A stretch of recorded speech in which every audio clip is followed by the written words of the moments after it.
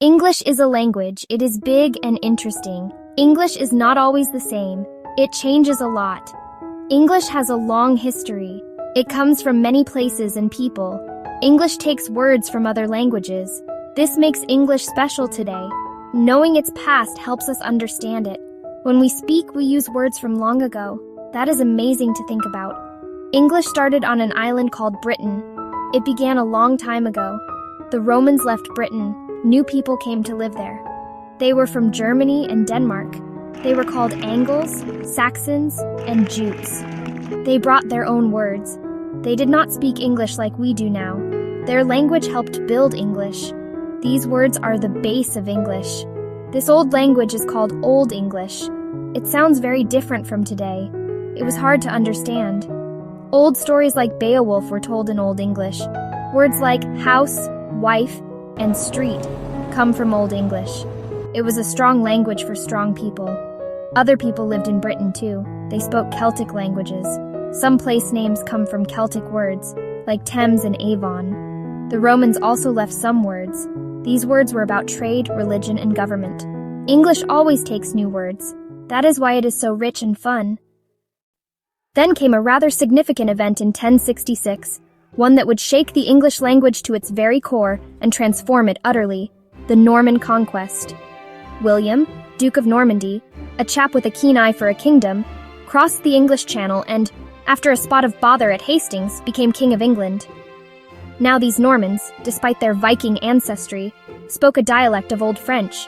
Suddenly, French became the language of power, of the court, of law, and of the aristocracy. For a good couple of centuries, England was a rather bilingual place, with the ruling classes chattering away in French and the common folk sticking stubbornly to their evolving English. This linguistic collision was, in hindsight, a rather marvelous thing for our language's future richness. This period saw the gradual transformation of Old English into what we now call Middle English. It was a slow brew, a linguistic alchemy where Germanic roots mingled with French vocabulary.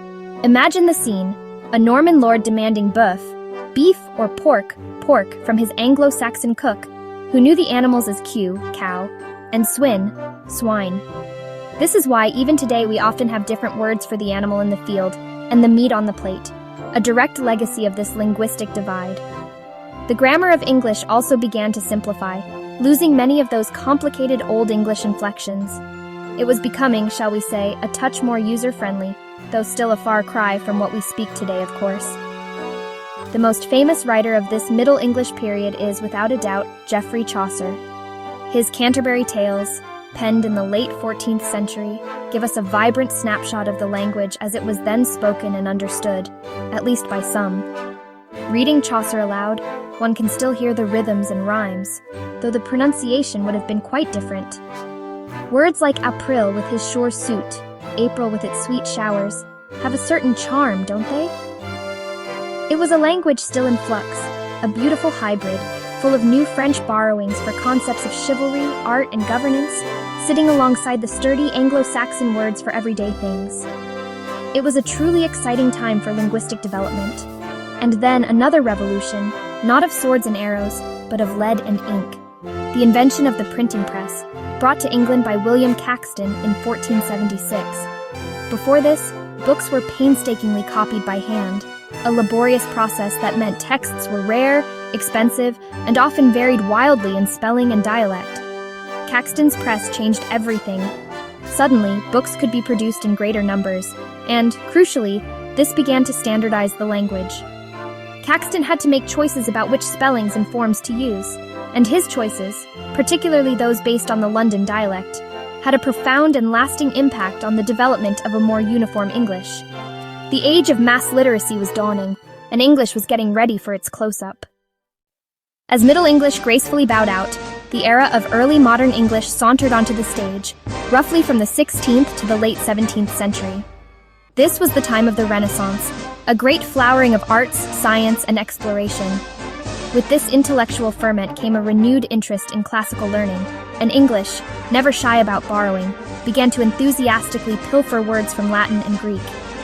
Think of wonderfully evocative terms like atmosphere, capsule, democracy. Though we'd spell it democracy from the Greek demokratia, and explained from Latin explanare. These weren't just fancy additions. They were words needed to express new ideas, new discoveries, and new ways of looking at the world. The vocabulary was expanding at a truly astonishing rate, becoming ever more sophisticated. And who stands as the colossus of this linguistic era? None other than William Shakespeare, the Bard of Avon. It's almost impossible to overstate his influence on the English language. He wasn't just a playwright and poet of genius. He was a linguistic innovator, a veritable word coiner extraordinaire. Estimates vary, but it's thought he introduced hundreds, perhaps even thousands of new words and phrases into English, many of which we still use today without a second thought. Words like eyeball, swagger, lackluster, and bedroom, or phrases like break the ice, wild goose chase, and foregone conclusion, all sprung from his fertile imagination. He showed the sheer suppleness and expressive power of English. As England and later Britain began to expand its influence across the globe through trade, colonization, and empire building, the English language traveled with its ships and merchants. From the Americas to India, from Australia to Africa, English began to put down roots in new soils. And just as it had absorbed French after the Norman conquest, it now began to hoover up words from the myriad languages it encountered on its travels. This wasn't a one-way street, of course.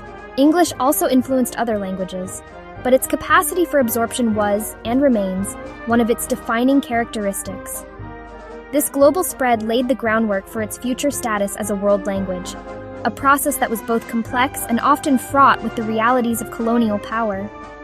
Consider the delightful array of words that English has cheerfully adopted from other cultures during this period and beyond.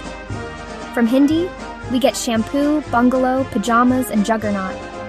Arabic gave us algebra, alcohol, giraffe, and cotton. Italian gifted us musical terms like piano and opera, as well as balcony and broccoli. Spanish contributed mosquito, patio, and vanilla. French continued to be a generous donor, with words like ballet, croissant, and menu. This willingness to borrow, to integrate, to make foreign words its own, is a huge part of English's richness and adaptability, making it a truly global tapestry of linguistic influences. The journey of English didn't stop with Shakespeare or the decline of the British Empire. The rise of the United States as a global power in the 20th century brought American English to the forefront. While fundamentally the same language, American English developed its own distinct vocabulary: sidewalk instead of pavement, gas instead of petrol spellings, like dropping the U in color or honor, and idiomatic expressions. This wasn't a divergence into a separate language, but rather another vibrant branch of the great English tree, contributing new words and new energy. Think of jazz, Hollywood, and later, Silicon Valley, all potent exporters of American culture and with it, American English. This added yet another layer to the language's international appeal. Then came the digital revolution, the internet, and social media, which have accelerated linguistic change in ways previous generations could scarcely have imagined. New words and phrases are coined and spread globally almost instantaneously. Think of selfie, podcast, blog, emoji, or acronyms like LOL and BRB. English has proven remarkably adept at adapting to these new forms of communication, constantly evolving to express new concepts and new ways of interacting. The very informality of much online communication has also had an impact, perhaps making the language a little more relaxed, a little more playful, even as formal English continues to be important in other contexts. It's a dynamic, ever-shifting landscape. So, why is English so important around the world today? Well, its historical spread through the British Empire and the subsequent cultural and economic influence of the United States are undeniable factors. It has become the de facto language of international business, aviation, science, diplomacy, and, overwhelmingly, the internet. For many people around the globe, learning English opens up opportunities for education, employment, and connection with a wider world.